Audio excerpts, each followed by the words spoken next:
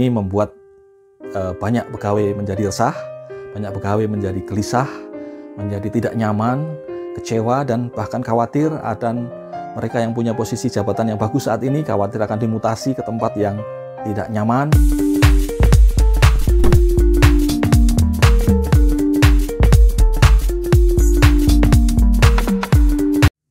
Pagi, Assalamualaikum sahabat Good Ethos People. Seorang rekan saya yang bekerja di sebuah perusahaan yang menyampaikan keluh kesahnya bahwa manajemen dalam situasi kondisi bisnis yang melambat di saat ini, maka tahun ini akan melakukan rasionalisasi dan mutasi besar-besaran untuk menjaga kelangsungan bisnis perusahaannya. Hal ini membuat banyak pegawai menjadi resah, banyak pegawai menjadi gelisah, menjadi tidak nyaman, kecewa, dan bahkan khawatir. Dan mereka yang punya posisi jabatan yang bagus saat ini khawatir akan dimutasi ke tempat yang tidak nyaman. Mereka yang mempunyai posisi nyaman saat ini khawatir akan berpindah kepada posisi yang tidak strategis atau tidak bagus. Dan juga banyak yang khawatir akan terkena rasionalisasi, meskipun sudah diberi jaminan oleh manajemen bahwa siapapun yang akan mengambil kesempatan pensiun dini akan mendapatkan uang pesangon yang layak. Sahabat, situasi kondisi ekonomi dan di saat pandemi sekarang yang sudah berjalan hampir 1 tahun sudah berdampak pada perlambatan ekonomi global dan juga tidak terkecuali pada ekonomi nasional. Hal ini tentu membuat dampak yang juga sangat besar bagi sebagian bisnis di dalam negeri.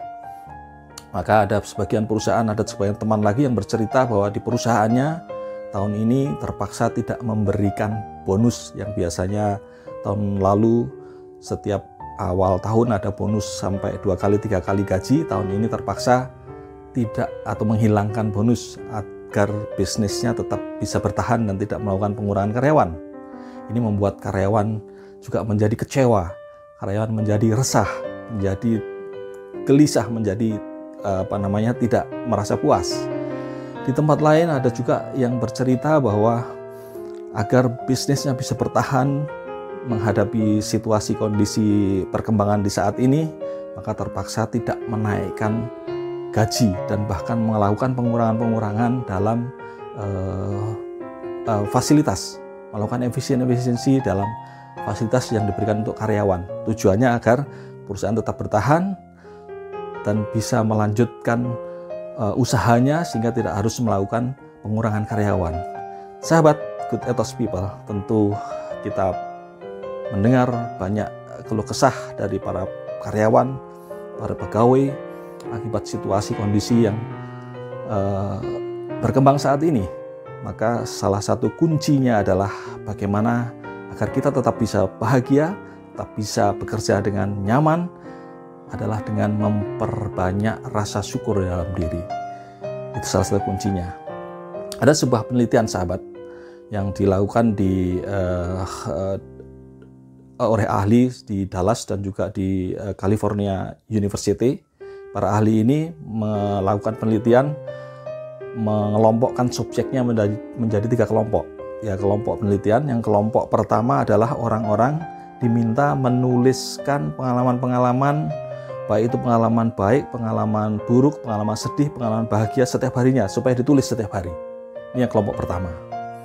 Kelompok yang kedua diminta menuliskan hanya pengalaman-pengalaman yang menyedihkan, pengalaman-pengalaman yang tidak disukai, pengalaman-pengalaman yang tidak baik, atau pengalaman-pengalaman yang membuat dia tidak senang, supaya ditulis setiap harinya. Dan kelompok yang ketiga hanya diminta menulis pengalaman-pengalaman yang membuat dia bahagia, pengalaman-pengalaman yang menyenangkan, atau hal-hal yang menyenangkan yang membuat dia bersyukur yang ditemui setiap harinya. Itu supaya ditulis setiap harinya. Menurut para ahli ini, hasil penelitiannya adalah setelah sekian lama ternyata mereka yang terlatih bersyukur setiap hari, yang menuliskan pengalaman-pengalaman baiknya setiap hari, yang melatih mengisi hal-hal atau menuliskan hal-hal positif yang dialaminya setiap hari, itu mengalami peningkatan antusiasme, semangat, motivasi, dan juga sikap positif yang meningkat dibandingkan dengan kelompok yang lain. Bahkan lebih lanjut, kelompok yang melatih diri terus bersyukur setiap hari ini, mereka mengalami penurunan rasa atau penurunan tingkat stres atau depresi dan meningkat rasa bahagia. Dalam sisi lain, dampaknya adalah bahwa rasa syukur itu menciptakan juga hal-hal positif atau menghadirkan dampak positif ke dalam diri. Karena apa? Karena orang-orang yang terlatih atau berlatih terus memiliki rasa syukur ini, kemudian memiliki sikap yang baik, senang menolong orang lain, senang membantu orang lain, memiliki sikap positif pada orang lain. Sikap positif hal-hal baik itu kemudian akan kembali hadir ke dalam dirinya, maka ia menemui banyak hal-hal positif dalam setiap harinya. Teman sahabat, karena itu dalam situasi dan menghadapi kondisi yang sekarang ini tidak ada cara lain selain kita harus meningkatkan rasa syukur dalam diri kita. Meningkatkan etos syukur dalam bekerja agar kita menjadi pekerja yang memiliki banyak rasa syukur, pekerja yang pandai bersyukur. Perusahaan-perusahaan juga harus pandai membudayakan, melatih pegawainya untuk memiliki banyak rasa syukur agar menjadi pribadi atau pekerja yang tetap bersemangat di dalam situasi kondisi yang dihadapi saat ini, agar mampu bertahan melewati situasi pandemi saat ini. Pertanyaannya adalah bagaimana cara kita untuk melatih, meningkatkan etos rasa syukur dalam diri kita agar kita tetap bahagia dalam bekerja, menjadi pekerja yang tetap bahagia. Bagaimana melatih etos syukur dalam diri kita? Dalam buku saya, Good Ethos, 7 etos kerja terbaik dan mulia, ini buku kelima saya menuliskan ada tips 3 langkah untuk meningkatkan rasa syukur agar kita menjadi pekerja yang pandai bersyukur, agar kita menjadi pekerja yang bahagia, tetap bersemangat, tetap termotivasi dalam situasi dan kondisi apapun. Tips yang pertama adalah perbanyak melihat ke bawah, kurangi melihat ke atas. Maksudnya adalah bahwa memperbanyak melihat kepada orang-orang yang lebih sulit atau yang berada di bawah kita. Ketika kita memiliki pekerjaan, lihatlah bahwa di luar sana ada banyak orang yang sedang mencari-cari pekerjaan. Ketika kita masih bisa mendapatkan gaji rutin setiap bulan, maka lihatlah banyak orang lain di luar sana yang masih mendapatkan gaji atau penghasilan yang tidak tetap setiap bulannya, bahkan ada yang sudah kehilangan penghasilan. Lihat ke bawah akan memudahkan kita meningkatkan rasa syukur, meningkatkan rasa tenang di dalam hati kita. Namun demikian juga tetap kita perlu melihat ke atas, karena itu akan memotivasi kita. Melihat ke atas akan membuat kita termotivasi untuk terus mau berkarya, terus mau berprestasi agar bisa meningkat lebih baik lagi. Jadi tips yang pertama adalah perbanyak melihat ke bawah, kurangi melihat ke atas agar kita lebih banyak bersyukur. Yang kedua, perbanyak berterima kasih, kurangi mengeluh. Ya. Perbanyak berterima kasih, khususnya berterima kasih kepada Allah, Tuhan Sang Pemberi kehidupan, Tuhan yang memberikan rezeki kepada kita, Tuhan yang setelah memberikan pekerjaan, memberikan kebahagiaan, memberikan kenikmatan yang kita miliki, itu semua adalah dari Allah. Maka banyak berterima kasih. Banyak berterima kasih kepada Tuhan akan membuat menciptakan kondisi positif di dalam hati, dan itu secara tidak langsung akan menanamkan di alam bawah sadar kita untuk menerima keadaan secara positif, dan itu akan menumbuhkan rasa syukur ke dalam hati kita. Kurangi mengeluh. Ya, mengeluh kita tahu bahwa tidak akan menyelesaikan masalah. Mengeluh hanya akan membuat masalah menjadi lebih rumit dan akan membuat kita kurang bersyukur.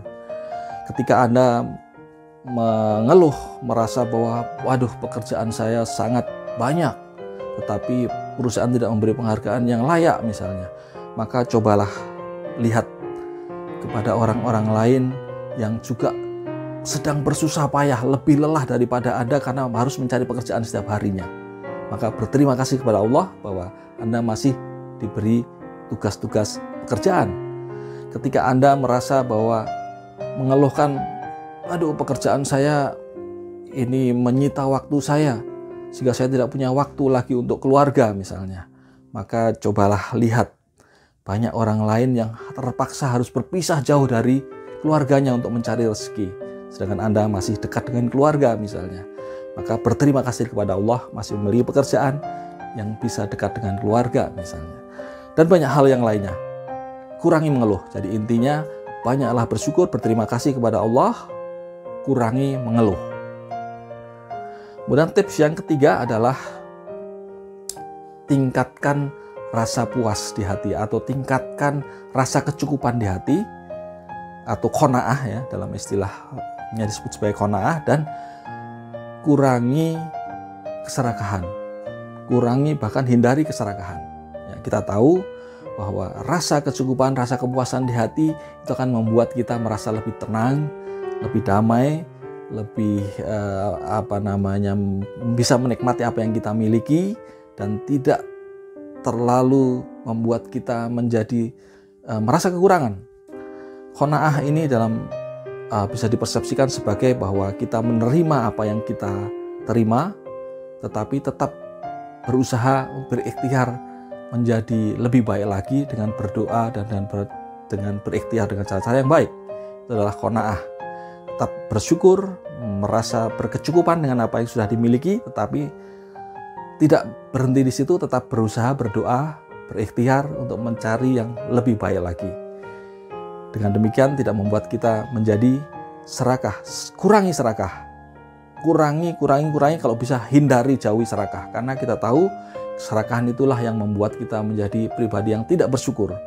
Keserakahan itulah yang membuat banyak orang yang sudah memiliki banyak hal, yang kalau kita melihat mereka sepertinya sudah jauh lebih besar, lebih banyak dari yang kita miliki, tetapi tidak pernah merasa cukup, tidak pernah merasa berkecukupan dengan apa yang dimilikinya. Bahkan dampaknya banyak orang yang kemudian terjerat dalam kasus-kasus hukum seperti korupsi, suap, manipulasi, dan lain sebagainya, itu karena sikap keserakahan, tidak cukup dengan apa yang sudah dimilikinya. Karena itu, untuk meningkatkan rasa syukur, yang ketiga adalah tadi tingkatkan rasa puas di hati, tingkatkan rasa kepuasan hati atau rasa kecukupan, kurangi, hindari keserakahan. Demikian sahabat, tips inspirasi dari saya, Eko Jalil Santoso. Selamat berkarya, sukses selalu untuk Anda. Salam Good Ethos. Wassalamualaikum.